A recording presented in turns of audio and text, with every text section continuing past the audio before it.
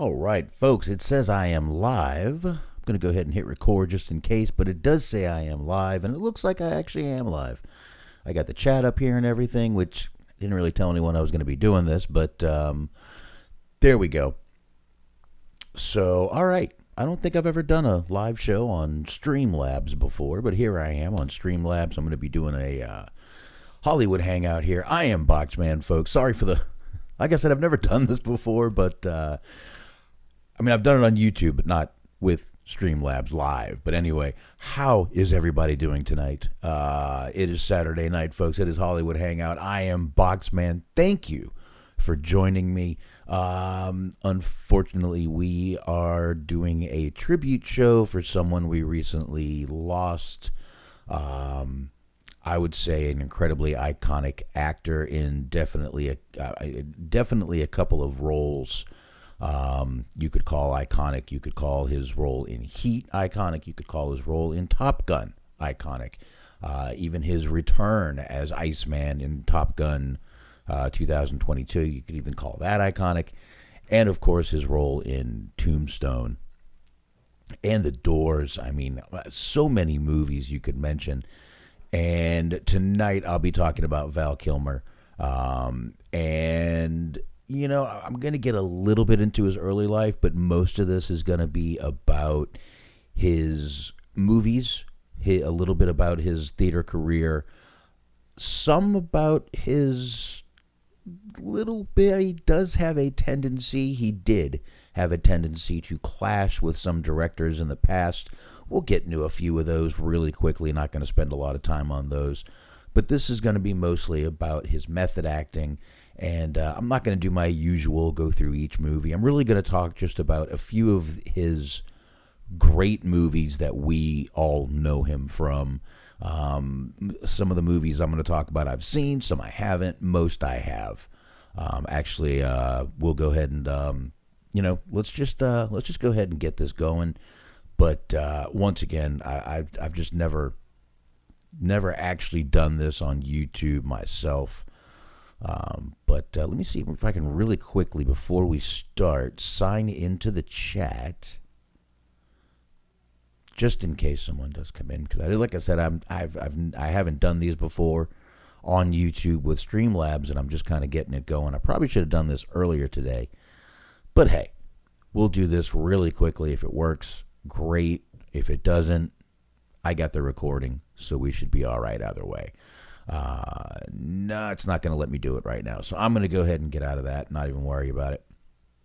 But let's go ahead and get into Val Kilmer and, a few of the things that I'm going to talk about tonight. So let's just start off. Like I said, Val Kilmer, we kind of already introduced him. But he's done so many roles that, like I said, were iconic. Like I said, Heat, Tombstone, The Doors, Batman. That was fucking one of the Batmans. And one of my honestly favorite action movies, if you want to call it that, is Thunderheart, that he was in. Another great movie. I've got a little bit of background on that movie also that we're going to get into. But, his career was 80s and 90s. Obviously, we all know Val Kilmer. We'll get into all the things that happened with him, but let's go ahead and get into it. We got Val Kilmer right here. Val Edward Kilmer, so he did use mostly his real name in acting. Born December 31st, 1959. As you see, if you do check this out on YouTube, you will see I actually have a picture of Val up there. Born in Los Angeles, California. Kind of grew up a little bit in New Mexico and ended up living there with his wife, Joanne Wally, for a while. Went to Chatsworth High School. It was a charter school in L.A. Went to school in the same school, classmates with Kevin Spacey and Mare Winningham, who was actually his high school sweetheart. He was actually... did some plays there, even did some plays in 5th grade and up. He was obviously very into the arts and acting and things like that. But he ended up in Juilliard right after high school. He was one of the youngest students ever accepted to their drama division. But he did have two brothers. If you watch the documentary Val, which I was actually just watching before I walked in here, if you watch that documentary Val, he talks about his brothers right there in the beginning. Mark, his younger brother,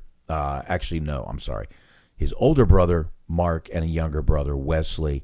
In 1977, when his brother was 15, his brother Wesley actually died in the hot tub while having an epileptic seizure. And, he talks about this a little more in the documentary Val, but it definitely affected the family a lot.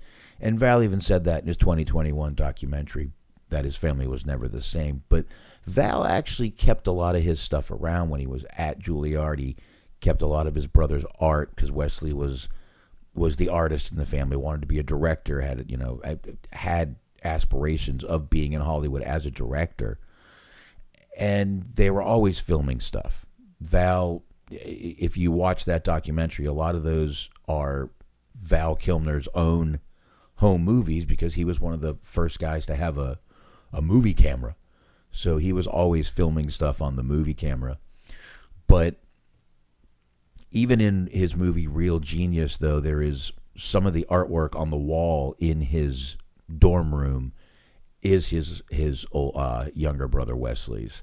Now, his older brother kind of maintained more of a private life. There's very little public information about him, so we'll just leave it at that. But again, he is was married to Joanne Whalley, who was in Willow with him. He actually was in love with her way before in New York and actually in London when he was making a movie called Top Secret, which we'll talk about, one of my absolute favorite comedies from the guys who made Airplane, brought you Top Secret, another excellent fucking movie.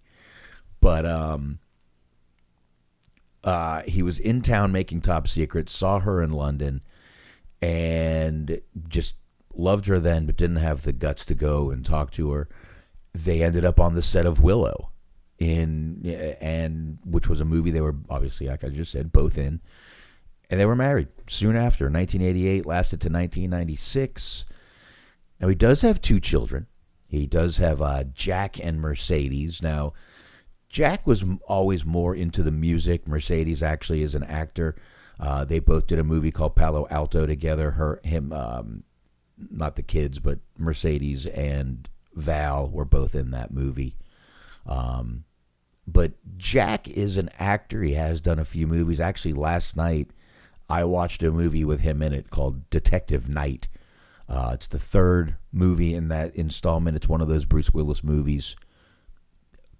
I watched all three yesterday, I won't lie. But Jack is in the third one. Good movie. It really is a good movie. But he's done a few more things, but those are his two kids. So Jack wasn't even supposed to get in the business, but it just kind of fell into his lap. And he's actually the one narrating the documentary, Val. So now, obviously, in 2015, Val was diagnosed with throat cancer, severely affected his voice. The cancer itself didn't actually do it. It was the chemo and all the treatments he had to have after to cure the cancer is what actually did it. He had to get a tracheotomy because speaking was difficult. They actually had to use some AI technology when he came back in Maverick to clear up his voice just a little bit. But it's a little sad watching that documentary from 2021. It's definitely, I'm not even finished with it, but it is definitely a tough watch. Seeing the Val Kilmer that, depending on how old you are, the Val Kilmer I grew up with is that, Top Secret, Top Gun guy. This is fucking Iceman. To me, this is Iceman, and I'm watching him struggle to talk, and it is a very sad documentary to watch, but worth a watch if you're a Val Kilmer fan, which I am, and I was pretty sad to, wake up and yeah, I hadn't gone online, and I woke up and on Tuesday and saw he had passed, and it hurt. Like I said, this is Iceman, folks. I don't take that lightly. Let me get a quick drink here. So, as I was saying earlier, he was deep into obviously performing at a young age. Like I said, even from 5th grade up, he was doing arts, but he became really interested in the theater before he made his way to television. As I said, he was in Juilliard. He co-wrote and performed a play called How It All Began, which he was the star of, and actually became part after they graduated, it actually became part of the New York Shakespeare Festival, the public theater. So even with all that, though,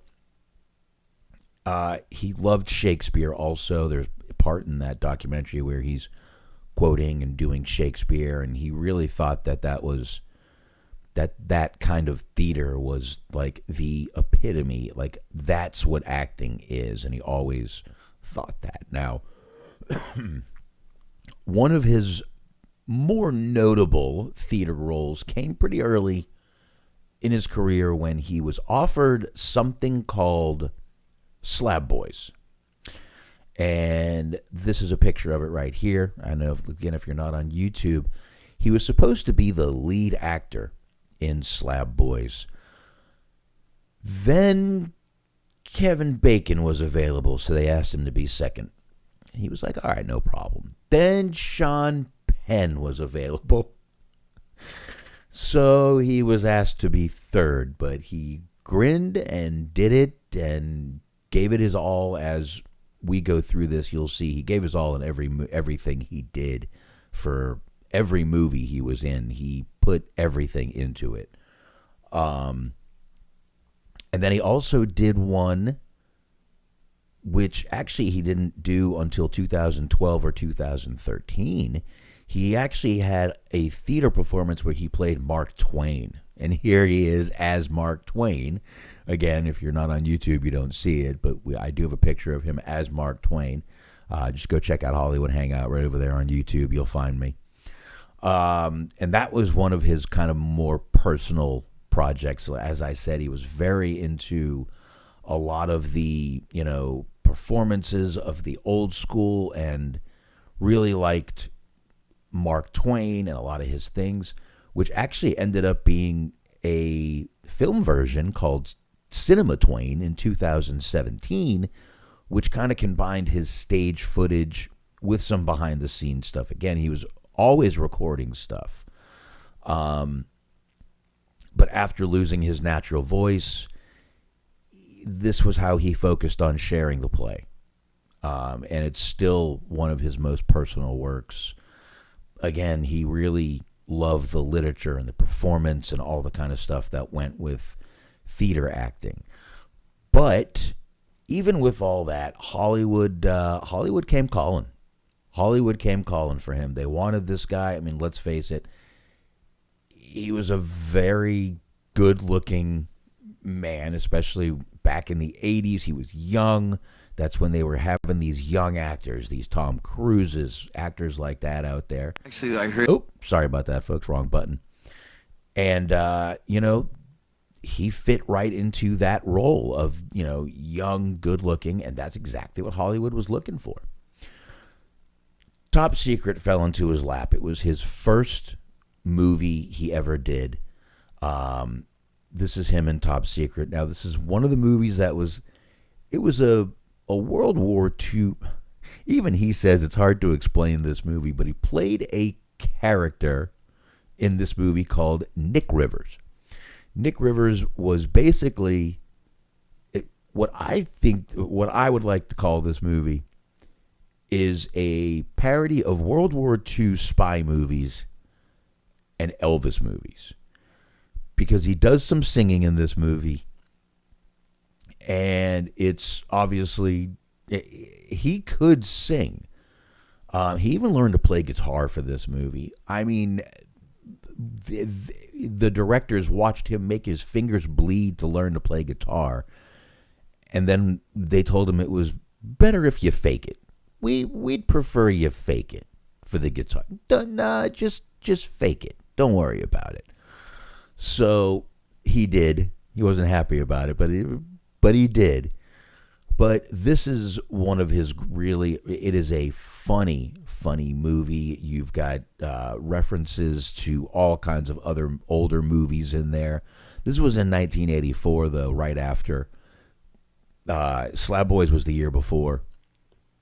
So go a year later, and he's doing, movies with the guys from the movie Airplane, which was a hit. This movie was pretty well received, but it was just a comedy.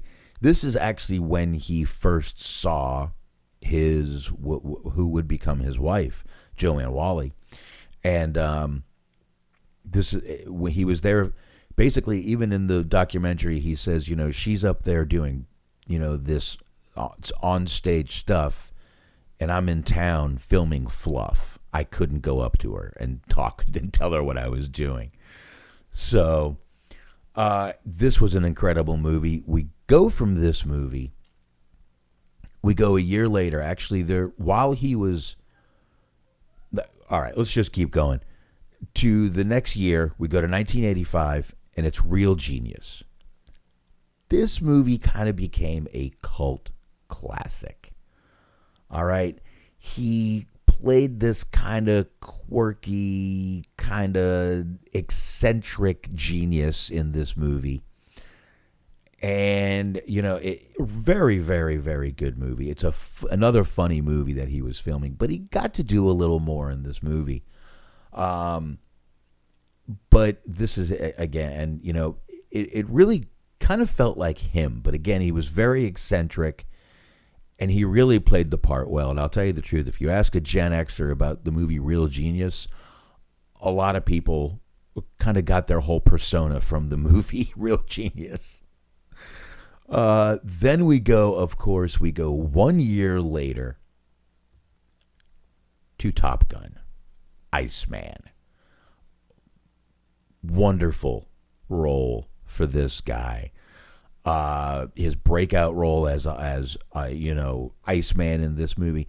Now, I say breakout role. I just talked about two really good movies, but they were not as blockbuster as this movie. Jerry Bruckheimer getting this movie going, who wasn't as brilliant as he is now, but obviously still brilliant even back then. Tom Cruise obviously in this movie, but he even says in the documentary that Iceman really didn't have much of a really many lines or really a character at all. So he gave the character a backstory. He gave him this, and he really dove into the character. And I mean, let's be honest, it really paid off for him. And again, I'm gonna go back to a few of these movies and talk about some of the method acting. But I'm just going to get into some of these roles right now. Actually, I'm going to get into one more after this movie. And then we're going to get into some of the method acting. Now, obviously, we're in the 80s, and he was still kind of not, I wouldn't say method acting, but what he was doing is, as I was just talking about in this movie, Top Gun, he would dig deep into the role, try to kind of tap into something that he could, use in the character. And definitely that's what he did for Iceman, because that was an incredible role for him. Then in 1988, we had Willow. All right. I got to admit, it's been a long time since I have seen the movie Willow. But again, this is where the movie he met his wife and they were married the same year.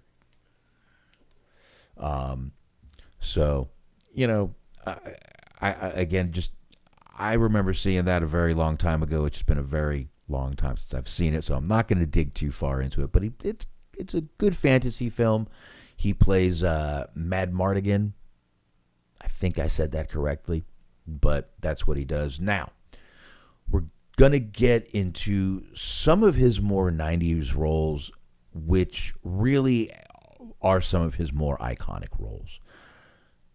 The Doors. Now, me and Anthony have reviewed the Doors movie. I believe it was for a birthday show.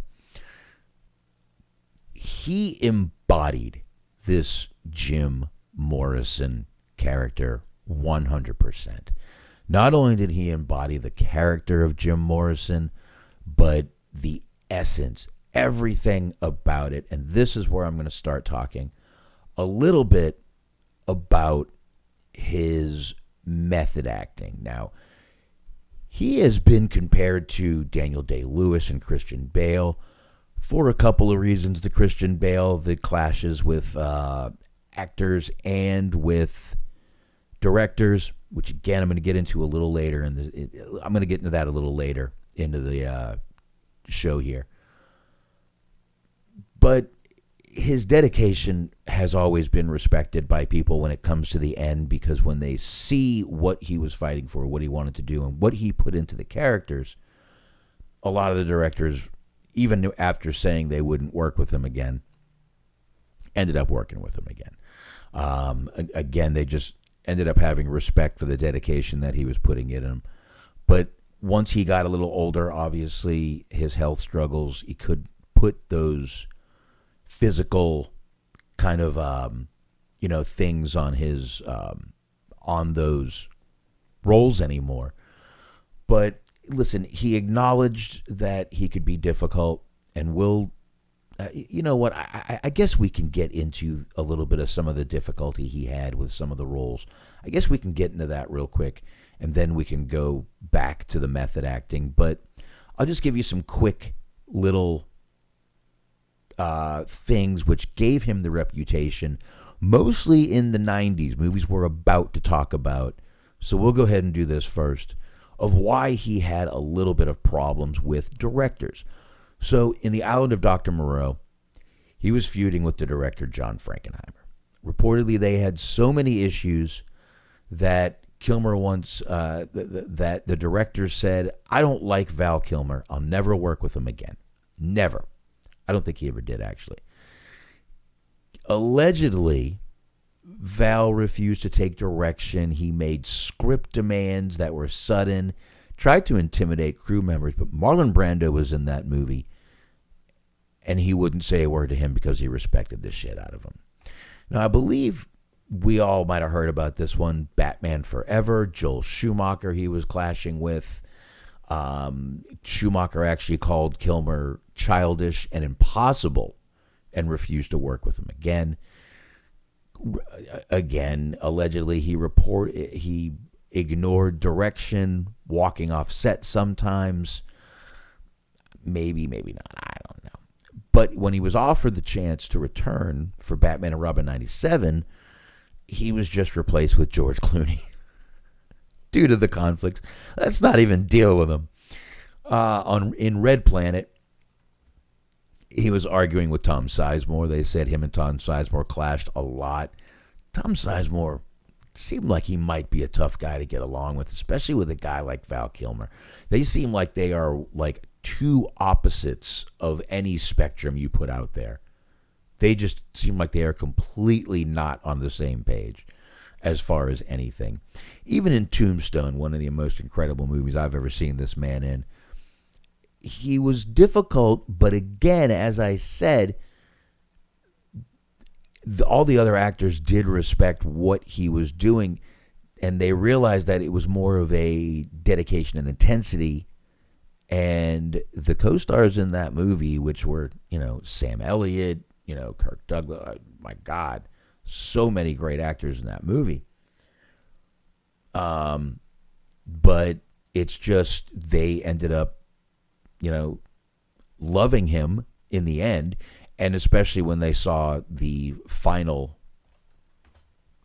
outcome of what the film ended up being, because his portrayal of Doc Holliday in that movie is second to none. I mean, it's just absolutely unbelievable. But by the roles in the 2000s, he kind of acknowledged that he could be difficult and stopped. He kind of grew up stopped doing so much of the method acting that it kind of threw his career off. But let's again get back now and get into some of the method acting that he was doing. We're going to start with The Doors. As I said, just an incredible movie he had where he didn't just become Jim Morrison. He became more than, the singing, the acting, the everything. And that was him singing. Actually, I got a quick little clip that we can play right here of him talking about how he became to sing in The Doors. Here we go. I did a kind of karaoke. I removed the lead vocals and I sang on the live Doors songs. My proposition to Oliver Stone was, if you can't tell the difference, then you have to let me sing the songs live. And he said, sure. And he did. That's exactly what happened. He sang all those songs on that album. I think there was one or two that they kind of mixed in a little bit of real Jim Morrison, but you got to realize what this guy did. And I'm going to tell you exactly what he went through to play the Jim Morrison character right now, actually. Let's put that picture up there. You got Frank Whatley sitting behind him. Rest in peace, Frank Whatley also. Another great actor who, I guess you could call him a character actor, but this is about Val. So let's get back into Val Kilmer now. This was probably his most extreme method acting experience, to where I'll get into it. Let's just put it that way. Very intense playing Jim Morrison in this movie. He almost had an obsession with being so authentic in this movie that it damn near ruined his life. He spent almost a year preparing for this role. Read every biography on Jim Morrison he could find. Listened to hours of recordings by Jim Morrison, both singing and speaking, because Jim Morrison had a lot of poetry that he found.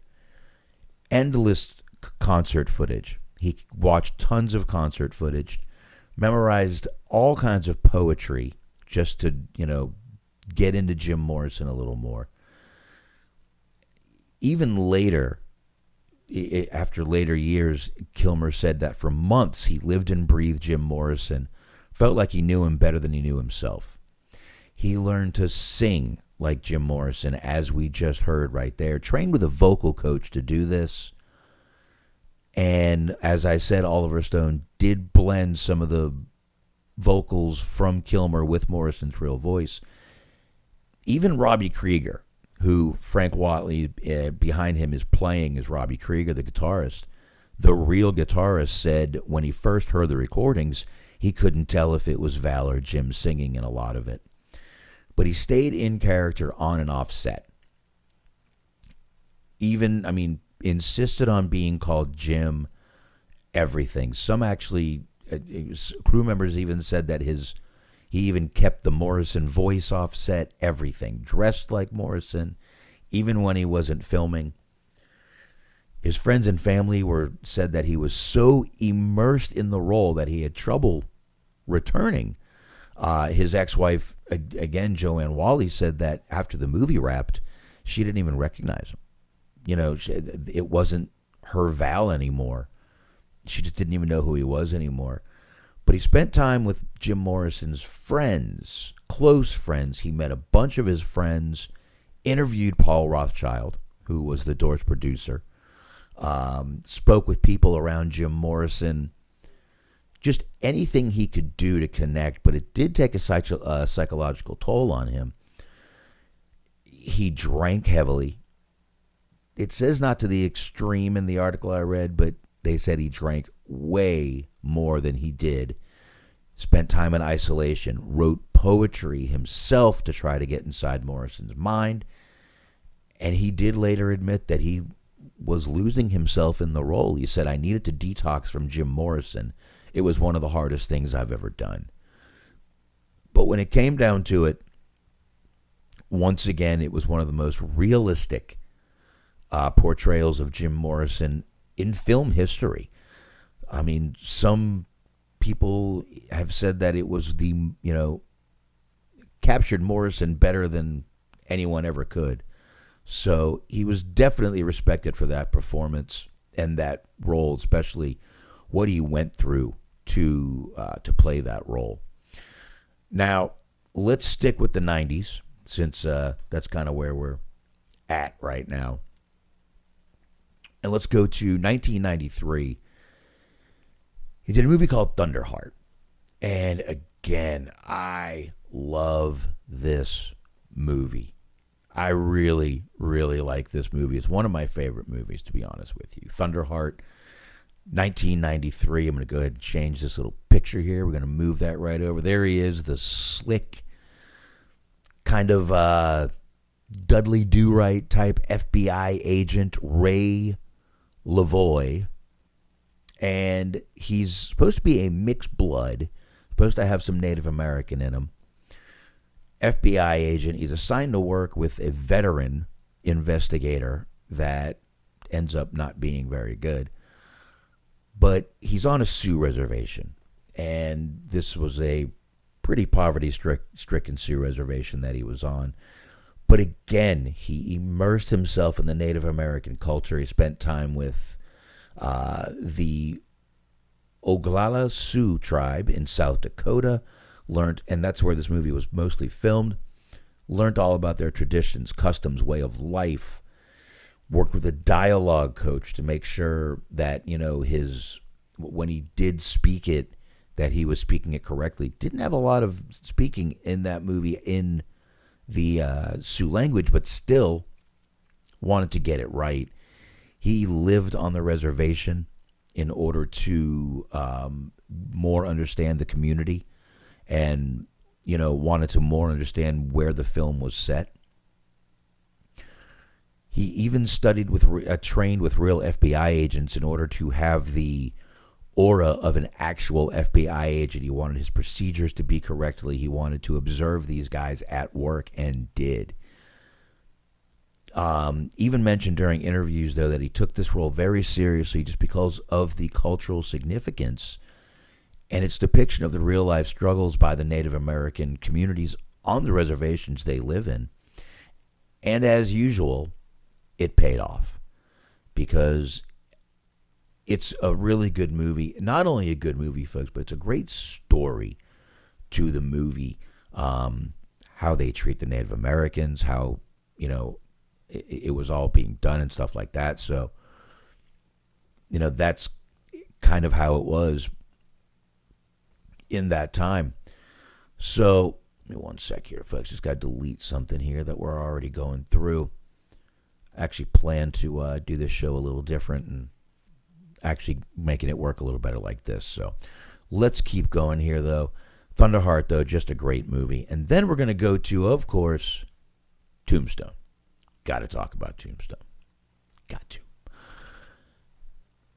This was probably one of his most, I would say, most notable, iconic roles, is him as Doc Holliday.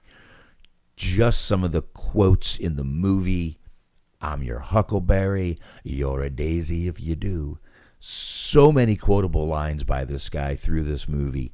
In this character, just absolutely the greatest portrayal of Doc Holliday ever. If you've ever watched anyone else play Doc Holliday, you just kind of look at it and go, it's just not Val Kilmer. It's just not him.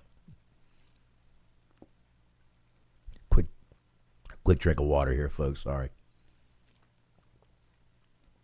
All right.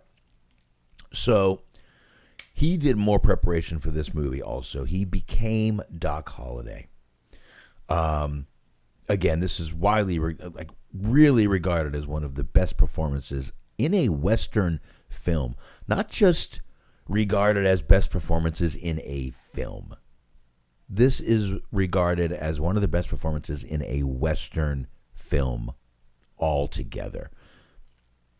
Again, more preparation with starting with a dialect coach for the accent. He wanted to have that real 19th century Southern dialect, to have the perfect way of speaking. Now, and he didn't just use a generic Southern accent. He chose this kind of Georgia aristocratic Southern drawl that kind of would have been very accurate with Doc Holliday's real background, which is what gave some of those lines, the "I'm your huckleberry" and "you're a daisy if you do," which gave some of those lines, just made him so eerie and made him so great. But another movie, though, he stayed in the accent even off camera. Now, if in this movie, we all know Doc Holliday suffered from tuberculosis. Kilmer actually lost weight to appear more sickly in the role. That's another reason it was so great. He even went to, Doc Holliday was supposed to be very fast with pistols. He went and trained with a coach to train on revolvers. With the single action Colt revolvers. He learned how to spin the gun. He learned how to, do everything. He was known to carry the pistols around set, even when they weren't filming, staying in character once again. And a lot of the, where you see him spinning the guns around, stuff like that, that's not a stunt double. That is him. Also, Doc Holliday was a gambler, notorious gambler. Kilmer learned how to hold the cards, how to deal the cards, how to do everything with the cards that a gambler would know how to do. But he studied historical accounts of Doc Holliday's mannerisms, behavior, everything he could get his hands on. And that was another reason for that calm, kind of slow, monotone speech he spoke in. Was just that was the character he brought to, and it was an incredible performance was what it ended up to be. And that's why they said that, Doc Holliday was kind of this dangerous guy, but oddly a likable guy. Everyone seemed to like him. But he stayed in character a lot on set, as we said. Spoke and everything like Doc Holliday, but, did as much research on it as he could, and just some of the most iconic lines. And it really came out one of the most, memorable parts of the film. When people talk about this movie, most people jump right to, holy shit, Val Kilmer as Doc Holliday was fucking amazing. Most people jump right to that. So I got one more we're going to talk about where he went pretty deep into this deep method acting, and that's going to be with Batman Forever. Obviously, he played Bruce Wayne, Batman.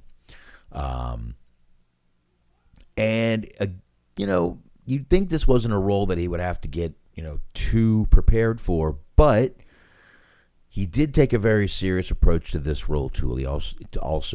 He wanted to be Bruce Wayne. He wanted to be the Batman character. So he studied psychology and philosophy to more understand the duality of the Bruce Wayne Batman character.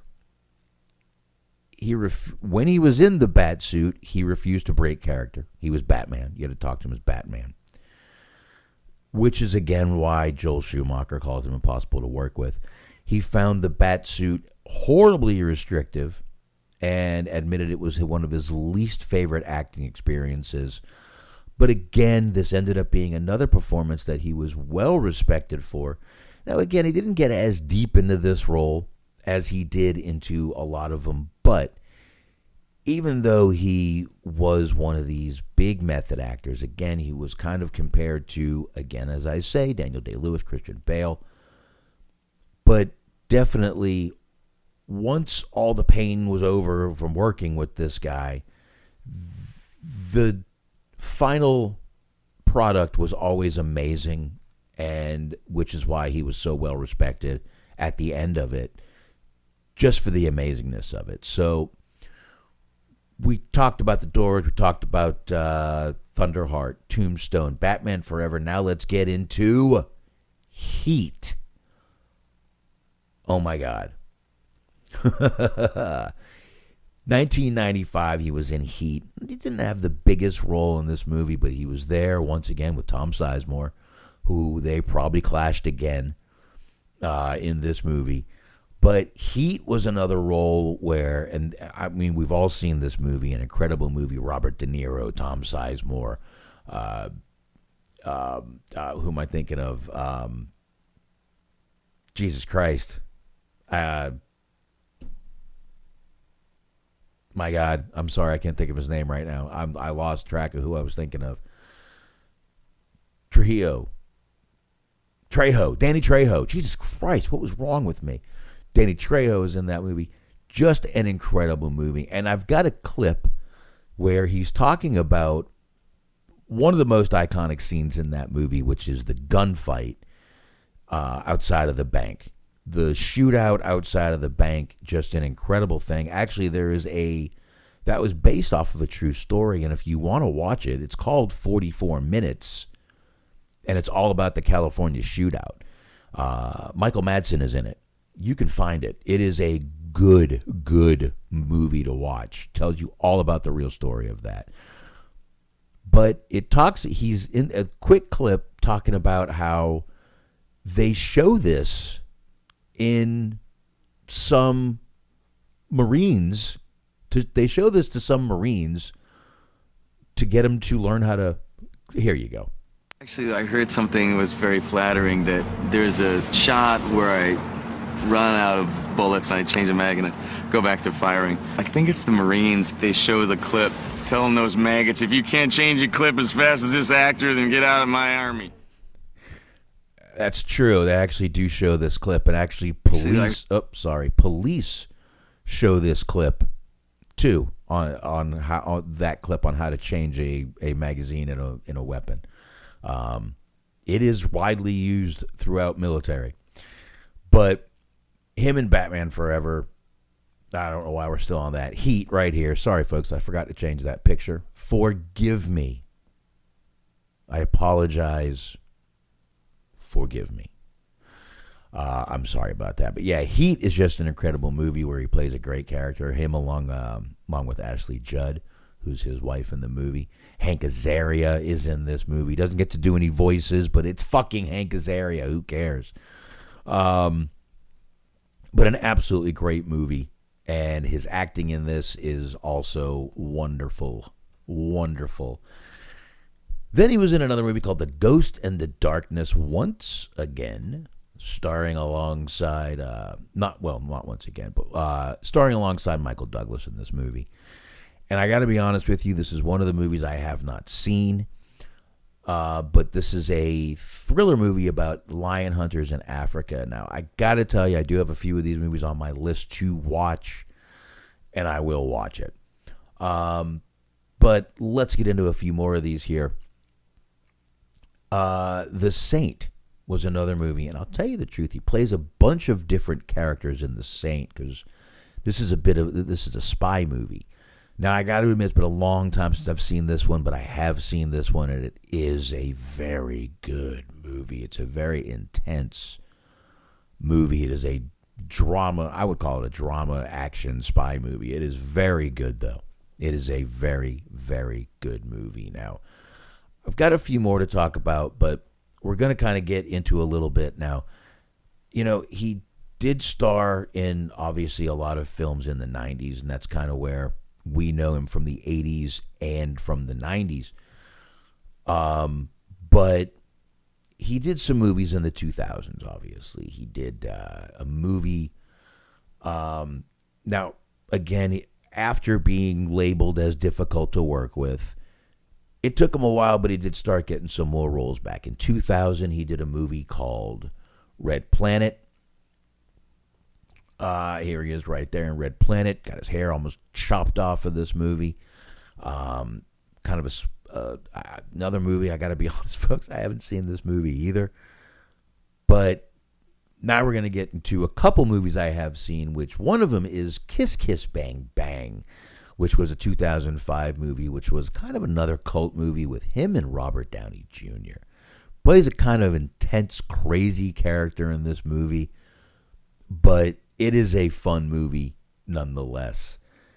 Now, in the 2010s, he had a bit more of a career revival, but I'm sorry, I missed one. Another movie I did watch last night was Deja Vu, which was him and Denzel Washington. This was a fucked up movie. It's a movie where it's a sci-fi thriller where the FBI finds, or actually, well, yeah, no, they are the FBI. They find a way to, they first tell Denzel Washington that they found a way to record 4 days and 6 hours in the past. But really what it is they found a way to change the past. It's time travel. And it ends up being a great movie. Val Kilmer's role in it is not huge. He's not in it for very long, but it is a great, intense, fucked up movie to watch. I don't want to spoil it, but it's from 2006. But I still don't want to spoil it. It is a very, very good movie. But as I was saying, in the 2010s, he had a bit of a revival. He did a few more films. He did some voice work also before his voice went out in 2015-16. But he did MacGruber in 2010. Sorry, folks, I have not seen MacGruber. But I guess he played a comedic villain in this movie. And I just haven't seen it. Now, you go a little more, and we go into 2019 after he could not speak anymore. And he ended up being in the Jay and Silent Bob reboot as Blunt Man. And he communicated with his phone with emojis. So it was pretty funny watching all that. And I've seen this one, and I like the Jay and Silent Bob movies, and I like Kevin Smith. I think they're hilarious. They really are. Got the hiccups. Let me get some water. Excuse me for a sec, folks. Okay. So, and then after that, he obviously was in Top Gun Maverick. This was right after his documentary came out. He was in Top Gun Maverick. They reprised his role. He did die in the movie. He did have cancer in the movie. They basically brought him in a very intelligent way, and they wrote him off in a more intelligent way and in a very good way. And there's a part in there where you see Tom Cruise crying. He's actually crying. He is actually crying. And Tom Cruise has done a few interviews since this and really has said a lot of good things about Val Kilmer. They were very, very good friends and supported each other throughout their career. And that's it for the slideshow. I can get rid of that too. So that's about all. But obviously, again, depending on your age, you know Val Kilmer from different movies. I, again, know him more from, I think the first movie I really saw him in was Top Gun. And then as I got older, I found Real Genius. And then I found Top Secret. I found Top Secret probably when I was in my early 20s. I don't know why it came in like I ordered some set from TV. I don't even know. I was probably home drunk and I ordered it, but it came in. I had the VHS of it. And now I've got the DVD. It's actually one of the DVDs I own, and I do really like that movie, Top Secret. But a lot of people probably remember him from movies like Top Gun or Tombstone. Again, Tombstone, probably one of his best, most notable roles. And again, not just noted as a great role in, fake westerns or later westerns all around. Just an incredible portrayal of Doc Holliday. Again, if you watch any other movie about the back in those times, the Wyatt Earp, no one plays Doc Holliday. Like, Val Kilmer was Doc Holliday, folks. But that's really all I have. I really wanted to do this tribute to Val. Again, if you want to really learn about his career, the best thing you could do is go, and I believe it's still on Hulu, that documentary. Otherwise, I'm sure there's somewhere else you can find it. Definitely go check out that documentary. But he will be missed, even though we weren't going to get many more movies out of him. But we thought he had beat the cancer. I didn't think he was going. I thought he would still be with us a little longer. And 65 years old, that's not enough time for anybody, folks. And, like I said, he has 2 kids that he left behind and an ex-wife, and I'm sure they're broken up. And, but on that note, folks, going to go ahead and wrap this up. But just once again, rest in peace to Val Kilmer. Some great work that we're going to be able to remember him by, that I feel I've talked about tonight. And that's really the way I'd rather do these shows, is just by celebrating some of the films that we're going to be able to go back and watch. And that's how we can remember these actors when they're, not here anymore. And let's face it, a lot of these actors are getting older, as we are. And we're going to start seeing some more go, unfortunately. But anyway, folks, I did want to do this show on Val Kilmer tonight. And a little tribute to him. And do not forget that I will be back here next week. I'm going to try to do more right here on YouTube. I think it's probably going to be the best way to go, since I don't have Mixler anymore. So get used to me being over here on YouTube, everybody. I'm going to be doing this a lot more, if not every week. It's just going to take a little more preparation from me, and I'll get that done. So anyway, be back here next Saturday night, 9:30 p.m. Eastern Time, Hollywood Hangout. I am Boxman. Don't forget to check out me and Smark Thursday nights, 9:30 p.m. Eastern Time on Wrestling Outlet on YouTube. So there you go, everybody. Thanks so much, and